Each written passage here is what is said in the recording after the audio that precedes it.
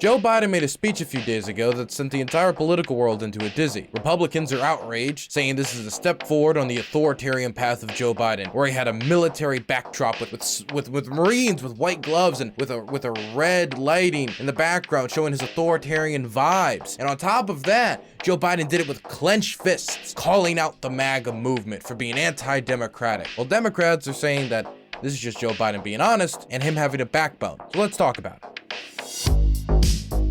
Joe Biden's speech a few days ago, I didn't even learn about by watching the speech originally. I was just scrolling on Twitter, and out of nowhere, I saw commentators like Steven Crowder, Benny Johnson, Paul Joseph Watson, like all these people filling up my feed with images of Joe Biden with a red background with fists like clenched and comparisons to, Adolf Hitler. It was quite concerning, because I had no clue where this was coming from, and I was disturbed at the comparisons to Adolf Hitler, of course, because, I do think that there's more to Adolf Hitler than the fact that he clenched his fists. But I kept scrolling, and eventually I saw Democrats posting the same image of Joe Biden, but then also saying it was cool. Dark Brandon continues to rise. So one person, I guess this is an example of like one person's garbage is like another person's treasure, but it's just when it comes to the optics, to Republicans, the optics on this is terrible. The terrible red background, which I mean, who really cares? And then the clenched fist where to Democrats, it's like, hey, yo, looks like we got a backbone for once. And so you're getting a different reception when it came to like the visual optics of the speech.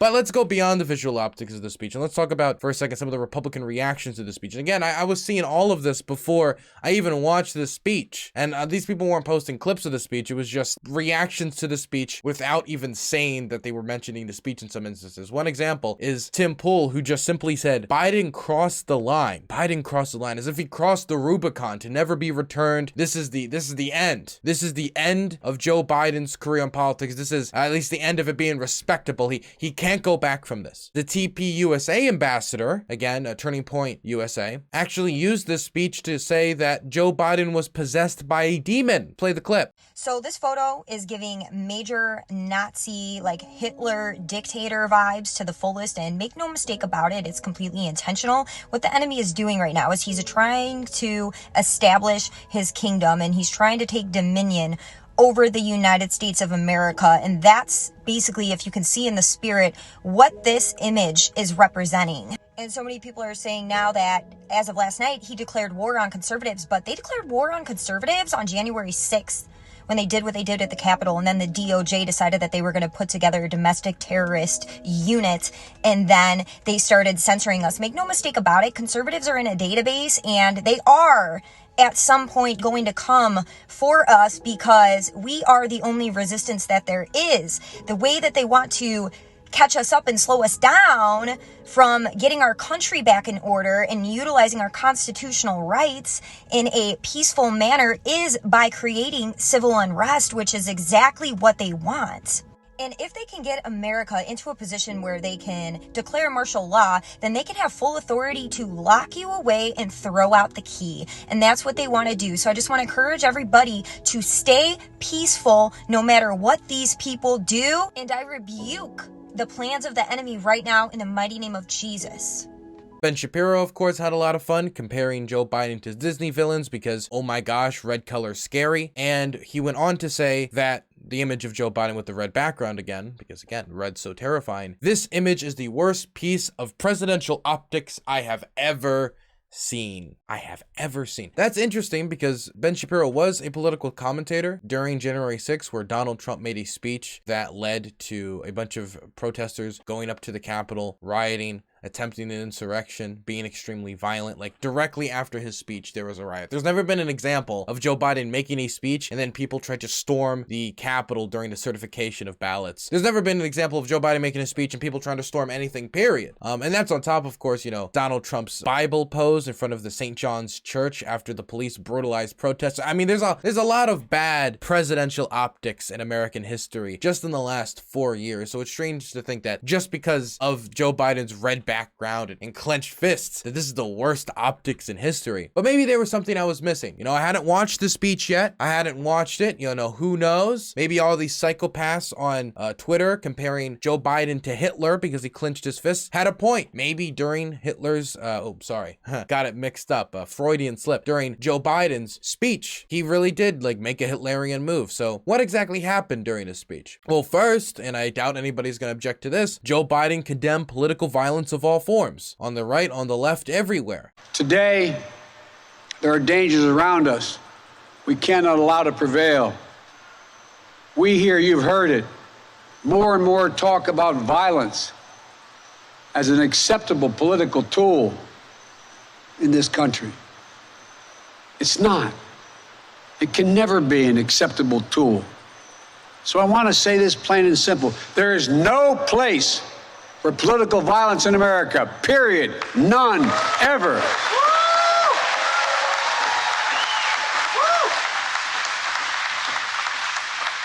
We saw law enforcement brutally attacked on January 6th. We've seen election officials, poll workers, many of them volunteers of both parties, subject to intimidation and death threats. And can you believe it? FBI agents, just doing their job as directed, facing threats to their own lives from their own fellow citizens.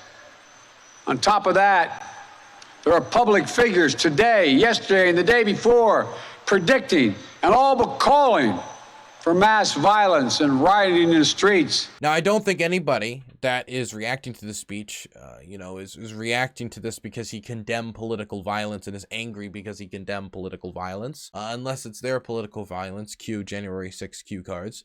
So that can't be it. And I know they can't be objecting to the political violence stuff in the same week that Donald Trump said he wanted to pardon the people who stormed the Capitol. I mean, that would be the worst optics I've ever seen, Mr. Ben Shapiro. That part didn't rub me the wrong way. And it doesn't seem that's the one that people are talking about. That's the moment in the speech that people are talking about. He also talked a lot about policy, like rail investment, economic infrastructure investments, and the CHIP Act, and all these other things, like policies that he really cared about. He talked about that for 5 to 8 minutes. It was a significant portion of this 23-minute speech. But nobody was really talking about that on Twitter either. What they were talking about was Joe Biden saying that Republicans are attacking democracy and that they're extremists. Let's play the first clip where Joe Biden talks about the Republican Party being filled with extremists. Specifically, he centers out the MAGA movement.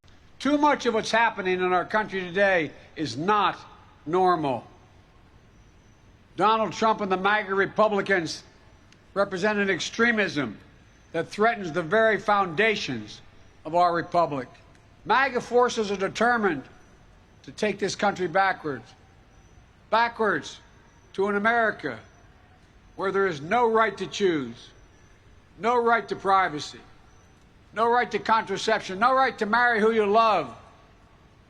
They promote authoritarian leaders and they fan the flames of political violence that are a threat to our personal rights, to the pursuit of justice, to the rule of law, to the very soul of this country. Now, I actually do want to say that Joe Biden specifically outed here the MAGA movement within the Republican Party. He actually multiple times during the speech went out of his way to say, there's good Republicans, there's Republicans that are people that you can work with type of moments, right? But he was specifically trying to point out the MAGA movement within the Republican Party. And I would actually disagree with him a little bit on this, just slightly. I would say the MAGA movement is the most extreme part of the Republican Party that's taken over recently, almost like the Tea Party did back in the day. But are we all going to pretend the Tea Party wasn't extreme? Are we all going to pretend that asking for Barack Obama's birth certificate wasn't extreme? Are we all not going to, are we just going to pretend that the Republican Party of Mitt Romney wasn't extreme? The Republican Party of John McCain wasn't extreme when it comes to slashing Social Security and social benefits or trying to fight back on things like gay marriage? I would say these things are extreme, and they were extreme at the time, but the Republican Party has gotten more extreme when it comes to the MAGA movement. So I do want to point that out, that let's say the MAGA movement disappeared tomorrow. That doesn't mean we can't say, oh, Mitt Romney isn't extreme, or John McCain wasn't extreme. They were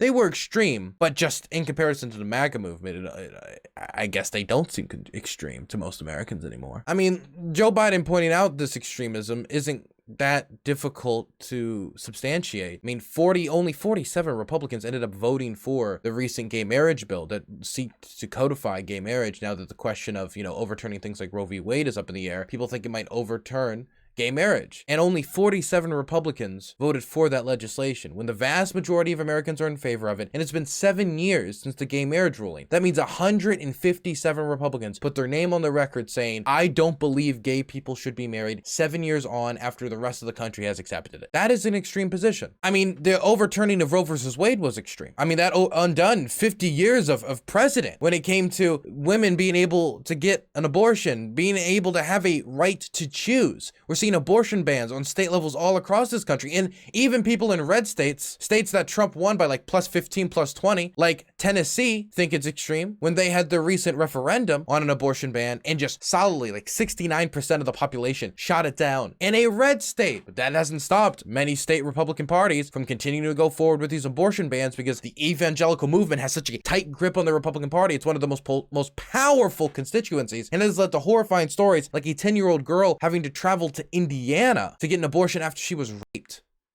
Now that story horrified the nation, and the response we got from many Republicans wasn't to acknowledge the horror of that story and reflect on exactly what they had done to the country. It was just to falsely claim that the story was fake, that this was a fake 10-year-old, that her suffering was fake, and it was only after the police report came out about the rapist who raped her that they had to accept, okay, maybe this actually did happen. Or they just ignored that story and continued to perpetuate the lie. And we can't pretend, I mean, there are a million moments I could pull from Trump's campaign if I wanted to point out how the MAGA movement is extreme, but I'll just like highlight one because this is one we all forget because Trump goes through so many scandals. It feels like it's a party every night, so you forget like a party. You know, if you partied every day, 365 days a year, and I asked you what party was on November 7th, you're not gonna remember. That's what it's like with Trump scandals, that there's so many scandals coming out constantly, whether it's Sharpiegate or obstruction of justice or the recent stuff when it comes to him possibly violating the Espionage Act and his improper handling of confidential records, whether it be him trying to hold up the Ukrainian government for military aid, which would be especially a scandal going into, you know, the Russian invasion of Ukraine. But let me just highlight this one example. Donald Trump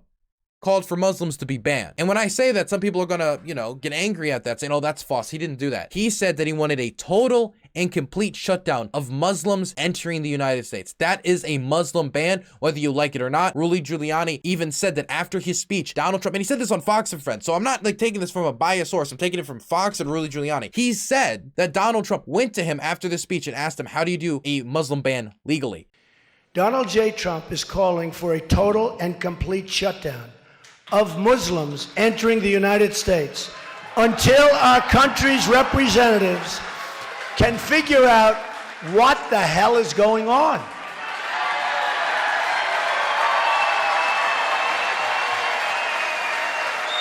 We have no choice. We have no choice. So yeah, I don't think it's that crazy to call the modern Republican Party, especially the MAGA movement, which Donald Trump leads, extreme when it comes to the American political spectrum. Now, the next thing that got people angry, and this is the big thing that seemed to anger a lot of people, was when Joe Biden said that the Republican Party, specifically though, and this is important to highlight, he was specifically talking about MAGA Republicans. Again, he gave examples of Republicans that he liked in the speech. People don't like to highlight that because it doesn't serve their point, but he specifically was talking about the MAGA movement. He said that they're a threat to democracy. Let's play the clip. This time, they're determined to succeed in thwarting the will of the people. That's why respected conservatives like Federal Circuit Court Judge Michael Luttig has called Trump and the extreme MAGA Republicans, quote, a clear and present danger to our democracy. But while the threat to American democracy is real, I want to say as clearly as we can, we are not powerless in the face of these threats. We are not bystanders in this ongoing attack on democracy. There are far more Americans from every background and belief who reject the extreme MAGA ideology than those that accept it.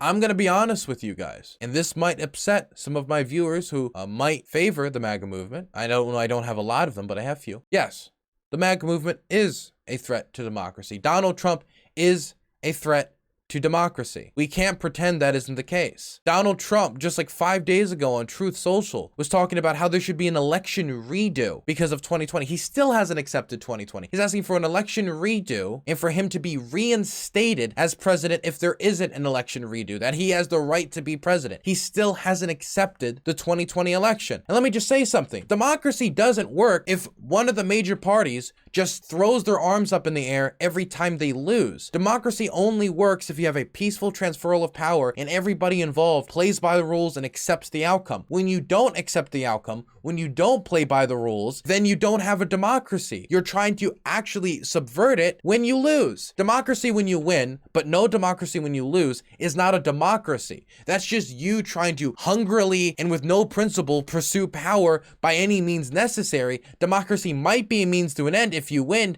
but if you don't, use every trick in the book to get that power anyway. And it's not like this is extremely surprising because Donald Trump on the campaign trail said that if he lose, it was rigged. He also, while running for president in 2015, anytime he would lose a primary, he would say it was rigged. He did that multiple times. It's not that surprising that somebody that when every single time he has to run for office says that if I lose, it's rigged, that when he lost, he said it was rigged, tried to undercut the legitimacy of the election. Then you had people like Rudy Giuliani try to get him fake electors and executive orders written up talking about the seizure of voting machines by the military. So no, Donald Trump and the MAGA Republican movement do not respect democracy and does not respect the outcomes that come when they lose, which isn't respecting democracy. And so yes, that is a threat to democracy because he's threatening the peaceful transferal of power. And he's setting it up. He's trying to set it up. So next time that something like this happens, he won't have to take the L. He can just have his favorite loyalists give him a big thumbs up, because we know that a lot of Republican senators did try to help them with their quest to get fake electors. They're just trying to get more people in positions of power now to make it so that if they lose in 2024, it just won't matter. An example of this is Donald Trump endorsing election deniers all across the country. The Republican Party being okay with the endorsement of election deniers like Carrie Lake, or we could talk about the Republican nominee for the Arizona Secretary of State, who's also an election denier. And it's quite concerning when election deniers are put in positions of power like Secretary of State that manage elections. Because if you have somebody who's managing an election who won't accept the results of an election when they lose, you can see the obvious, conflict of interest there that could seem like a threat to democracy. Biden actually called this out afterwards when asked a question during a press conference a day after the speech. And he specifically clarified, look, I'm not saying all Republicans or even everybody who necessarily voted for Donald Trump, but if you reject the results of a Democratic election and try to give it overturned, yeah, it doesn't seem like you respect democracy. Do you consider all Trump supporters to be a threat to the country? No, everyone, come on. Come on, look. You keep trying to make that case. I don't consider any Trump supporter to be a threat to the country. I do think anyone who calls for the use of violence fails to condemn violence when it's used, refuses to acknowledge when an election has been won, insists upon changing the way in which the rules you count votes. That is a threat to democracy. Democracy. And everything we stand for rests on the platform of democracy. When people voted for Donald Trump and support him now, they weren't voting for attacking the Capitol. They weren't voting for overruling an election. They were voting for a philosophy he put forward. So I am not talking about anything other than it is inappropriate, and it's not only happening here, but other parts of the world where there's a failure to recognize and condemn violence whenever it's used for political purposes, failure to condemn the attempt to manipulate electoral outcomes, failure to acknowledge when elections were won or lost. And for everybody who have their panties in a twist right now, for everybody who's so outraged that Joe Biden would actually have a backbone and tell the truth about the MAGA movement, which is that it doesn't respect democracy in that it's extreme. Also, can I just say, when it comes to the idea of like, oh, he has Marines in the background in a political speech, that's so disgusting, which I've seen that talking point dragged out. And oh, him saying this about his political opponents, the other party, is so wrong. Even if he's telling the truth, which is what I believe, it's wrong for him to do that. He's you know, pointing them out and singling them out and calling them fascists. This is extreme rhetoric. Where was the outrage when Trump did the exact same thing, but went further, straight up calling the Democrats fascists with military in the background? You know all about that. Take away our energy, if you can believe it. No fossil fuel. Destroy our Second Amendment, attack the right to life, and replace American freedom with left-wing fascism. Left-wing, we're going left-wing all the way. Fascists, they are fascists. Some of them, not all of them, but some of them, but they're getting closer and closer. We have to win this election.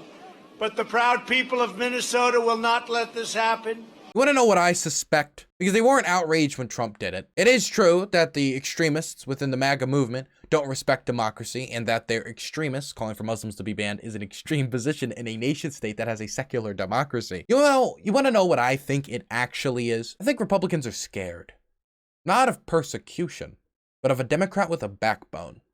You know, the last 2 years, I think Republicans have been looking at Joe Biden and thinking this is going to be an easy race in 2022 and 2024. This is a guy who's fumbling on his words. This is a guy who's not getting any of his agenda through. This is a guy who we're going to plow through come 2024, either with Ron DeSantis or possibly Donald Trump again. But now that Joe Biden's getting his agenda through, we've seen his polling numbers going up. Just check out 538. Now that he's getting his agenda through, he's getting major accomplishments under his belt. We're seeing Joe Biden making effective speeches like this and not fumbling on his words as much. And he's taking strong stances and starting to show a backbone and calling out the Republican Party. And you know, the Republicans loved it when their guy did it. They were fine when their guy went hard on the Democrats. They were fine with that. It was great. They loved trolling the libtards and making them cope and seethe and mold and getting them triggered. But when they're on the receiving end of it, they whine, they cry, they moan, and we're going to get this reaction from them. And you want to know what? It feels like they don't like it when the shoe's on the other foot. Not when Joe Biden doesn't respect the results of a Democratic election, but when Joe Biden kind of tells it as it is for the first time in his presidency about the MAGA movement. And so personally, I'm happy that Joe Biden has a backbone. I'm happy to see Joe Biden's polling numbers come up, and I'm happy to see Joe Biden get major accomplishments under his belt, like the CHIP Act. So if the Democrats want to keep up this messaging, I say, go all in on it. The Republicans will fearmonger about it. They'll say, oh, this is their persecution, but they were going to say that no matter what. We might as well be honest about them in the process. And I like it when politicians are honest. And this is Joe Biden showing the most honesty in his presidency that I've seen from him. Good on Joe Biden. I think it was a good speech. I think it was an effective speech. And there's a reason why they're not talking about all the parts in his speech where he brings up the policies that he wants to get through and the things he's achieved. It's because they want to distract people from Joe Biden's achievements that he's gotten a lot of in the last 2 months and try to make everybody think he's coming with them. He's going to take he's coming for them. He's coming for him. He's going to take his 87,000 IRS agents and kick down the door of every God-fearing patriotic American. It's ridiculous. Joe Biden didn't show his fascist colors in his speech. Joe Biden just told it how it is, and I appreciate it. Thank you so much for watching today's video. If you want to support me, and I would greatly appreciate it since all the money I get does go towards my reporting in Ukraine, you can support me on Patreon. You can also join my Discord, get me on Twitter, like any number amount of, you know, all the linky doos, okay? I appreciate it. You guys have a good weekend. Have a blessed one.